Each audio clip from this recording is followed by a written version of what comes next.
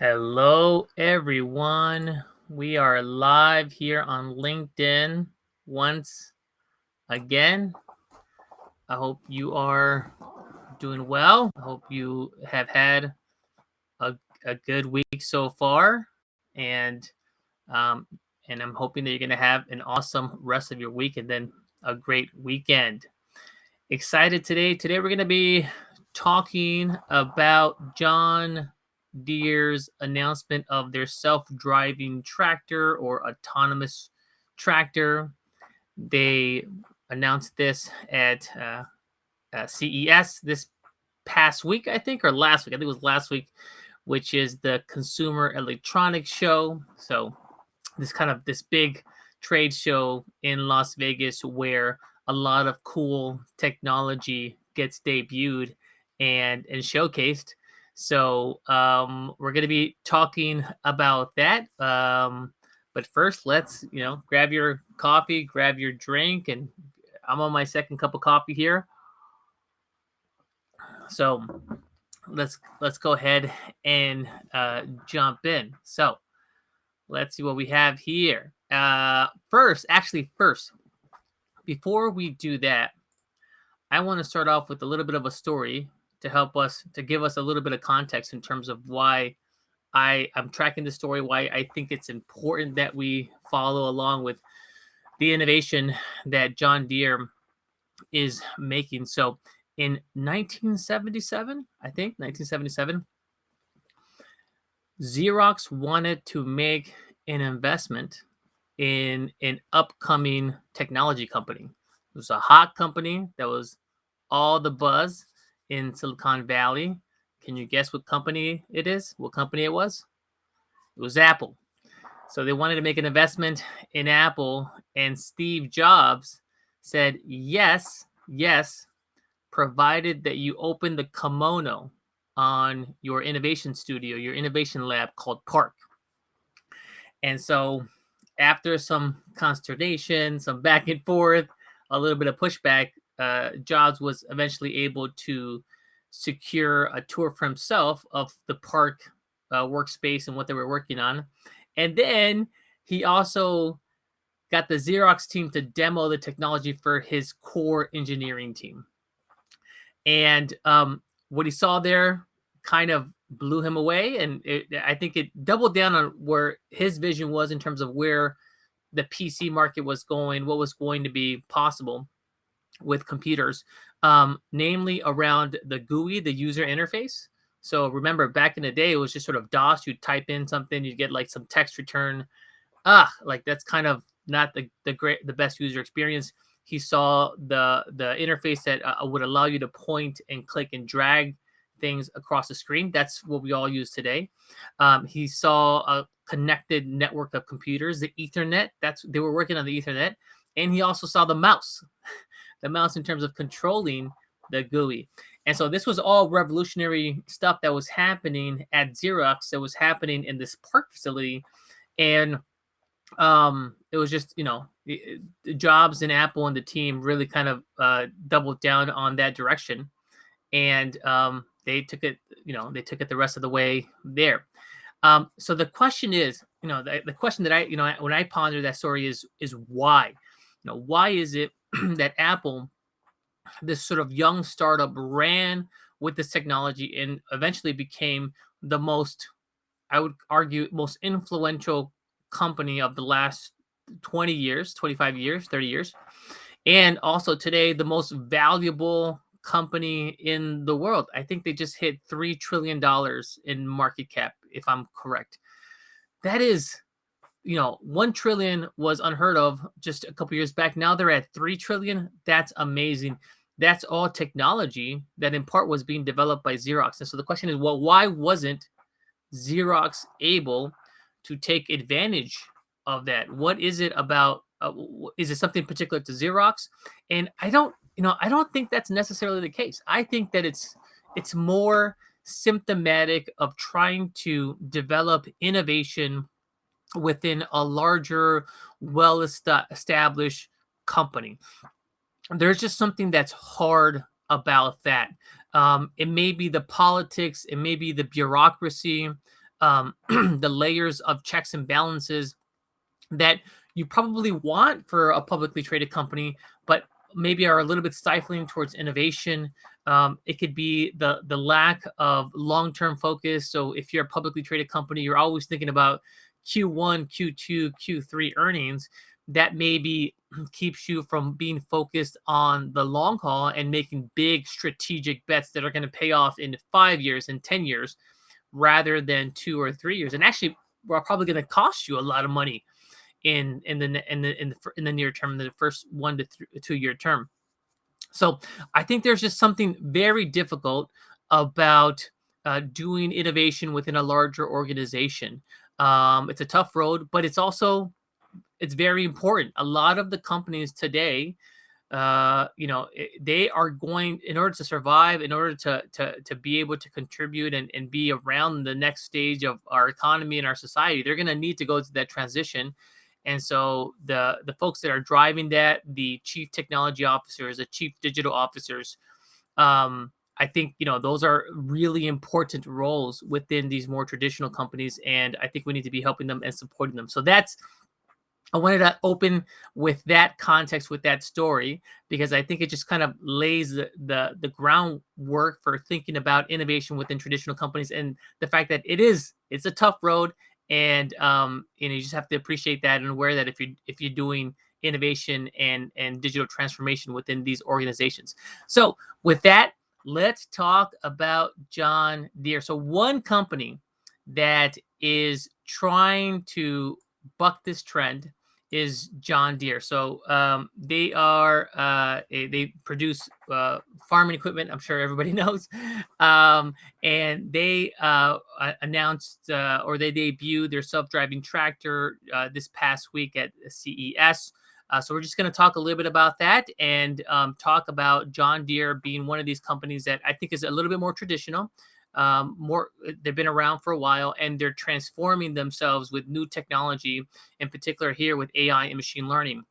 So they're going to be a really good use case in terms of how to do this. We want to track them and see if what they're doing well, what they're doing wrong, because I think they're going to be some representative of a lot of companies that are going to have to go through a similar transformation. So this is why I'm so interested in John Deere and how they're able to pull this off, if they can pull it off. So let's talk a little bit more about this self-driving tractor here. So announced at CES. So from what I gather, this is a retrofit upgrade to their 8R tractor that has already been out in the marketplace for about 2 years. So the option is going to be for you to add these additional pairs of stereo cameras and some other equipment onto this existing tractor, and then you probably have some sort of software update, and then you'll be able to access the autonomous driving functionality. So there, let's see here, what else do we have here? Okay, so neural nets, pretty standard stuff. It's kind of standard for most autonomous driving approaches, neural net, reinforcement learning, that type of technology. So this is an interesting bit here. The way that they're leveraging some recent acquisitions. So an acquisition of Bear Flag Robotics. So there's probably some integration there. Blue River Technology. I'm familiar with them. They were doing some computer vision work for agricultural use cases. So they were interesting. And those are two acquisitions that the company recently made. So they're betting on these technologies, and they're making these strategic investments. The question that I would have is, how well are these companies going to be integrated into the broader John Deere organization? You see that sometimes with these big publicized acquisitions. Is just the technology is great, is showcased as a startup, but then you bring it in to a larger organization, and it doesn't really materialize to the full potential. So these are relatively recent acquisition, 2017.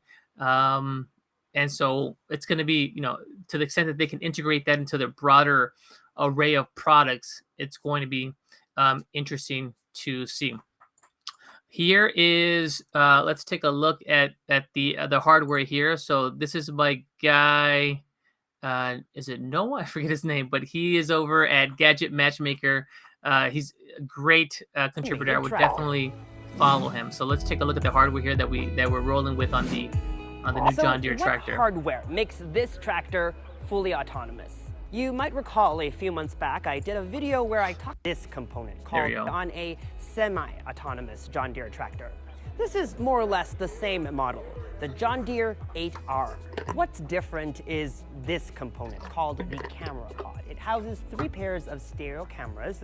You have one right here, another up front right here, and this one off to the side right here. And if you follow me, they also have one back here. Together, all 6 cameras work in tandem to give the tractor a full 360 degrees of visibility. Like some high-end computers, NVIDIA GPUs provide the brain power. Apart from these cameras, this yellow dot up top is also an important component that makes this self-driving feature a reality. Called a Starfire receiver, it's a GPS antenna which first appeared on Deere tractors in 1998. Awesome. So I would definitely check that out. This is I'll link to this. Let me link to this actually now before I forget because I tend to do that and I want to make sure that you guys can check him out. But this is probably the best video that I saw on did I send it through here. Oh, read only. So I have to link it elsewhere. But that's probably the best video that I saw on the actual technology itself. I have a couple of questions I think that I would like to learn more about as John Deere rolls this out more broadly. One is the okay. One the first question that comes to mind is what is the the business model here for John Deere and for the early adopters? I think that's going to be an important point that you probably want to tackle sooner than later. When I look at these types of initiatives, I think about the technology front, the internal buy-in, but I also think about the let's move this here. It's a little distracting. Cool. I also think about the customer side in terms of how we're going to get this technology in the hands of customers, and I think that's going to be really important. You probably want to make that as easy as possible. If it's an option, flat rate, you charge $5,000 for the upgrade, they get it. But then again, do you charge for the installation? Because if this is a retrofit, then there's going to be some cost there too. I would side on making this as easy as possible for farmers to participate in, and I would almost see it as a cost as a what do you call it, a cost lead. I forget the actual term, but a loss leader, excuse me. Yeah, as a loss leader to get this technology more widely adopted and to get more data. So keep how they go to market with this is going to be very interesting to see. And then the second question that's somewhat related to that is how can you quickly expand your user base? Because part of the benefits that you're going to get from AI is by having more and more people use the technology. There are going to be more edge cases that you can look at. You're going to get more information. You're going to get more labels, and then you're going to use that to make your AI product service better, more efficient, and get more widely adopted. It's this sort of this cycle that happens, and you want to kick that off. And the way you do it is by increasing the user base that you have that helps you do that. So that's another question that I would have is how quickly can you expand that? What are the number of farmers and vehicles that have this technology out in the real world? And how is that? What's the growth rate on that? I think that's going to be a really important number to watch. I would like for John Deere to make this more of a just sort of a standard part of their tractors moving forward. Maybe it's their premium tractors, but if you look at what Tesla did with autonomous driving, they put in a lot of the hardware that was necessary to power some of those technologies. They put that as just as standard on a lot of their vehicles, assuming that they're gonna offer the functionality in the future when it's properly trained and available and validated, and then they would just simply turn it on via an over-the-air update for their customers, and the customers would have access to that after paying a particular fee. I think that's a strong signal that you're looking for this to be a part of um, your overall future. So I would like for John Deere to be making moves like that to say, hey, this is definitely a part of what we want to offer in the future, and it's going to come standard on all these tractors thereafter. And all you have to do is go on your app and say, now I want autonomous track abilities for this year. You pay $10,000 for that capability. Okay, you update your software. Boom, it's there. You got it. That to me would be ideal. The other question that comes to mind is how quickly can you get through a lot of the edge cases? So with autonomous driving, you're probably going to want to be careful, and anything that the system doesn't recognize, you're probably going to just stop the vehicle, and you're going to alert someone. But that's also going to get very annoying too if you've bought this super cool cutting edge technology and you're a farmer and you're hanging out, you're having dinner, and then you get an alert that it's stopped on a big job you need to complete, and you go and you see that it stopped because it saw a shadow or because it saw like something weird, like or a puddle or something. You're like, oh, that's like that's annoying. And I think that's okay for early adopters, but really quickly you want to start solving for those edge cases. You want to take that data, you want to put it back into your neural net architecture, learn from it, and add that to the overall product. So those are the questions that come to mind. The business model: how quickly can we expand the user base? What are the big time strategic bets that we can see from John Deere in terms of making these standard on their vehicles, and how quickly can you solve for those edge cases to make the user experience as painless as possible? Because again, that early adoption is going to be super super critical for John Deere as they roll this out to the broader market. So as I mentioned, I think we got to be rooting for John Deere here. They are a company that's been around for a while, that is trying to transform themselves and be more technologically focused. I think they've always kind of had that, pedigree, but now it's becoming a little bit more prominent. And so we'll continue to watch them and to do that. Now, I wanted to show one last thing. So going back to innovation at larger companies and why that's problematic, let's listen to close out our show. Let's listen to Steve Jobs talk about what he saw at Xerox Park. And again, if you're a larger company, you just got to recognize that it's going to be harder for you to push some of this innovation down the line for various reasons. And you have to hedge against that. It's just a bias you have to hedge against and work against. So let's close out our show today with a clip from the late Steve Jobs. So let me bring that up.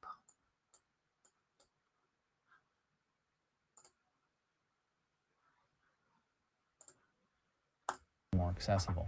After an hour looking at demos, they understood our technology and what it meant more than any Xerox executive understood it after years of showing it to them. Basically, they were copier heads that just had no clue about a computer or what it could do. And so they just grabbed defeat from the greatest victory in the computer industry. Xerox could have owned the entire computer industry today. Could have been, a company 10 times its size. Could have been IBM. Could have been the IBM of the 90s. Could have been the Microsoft of the 90s.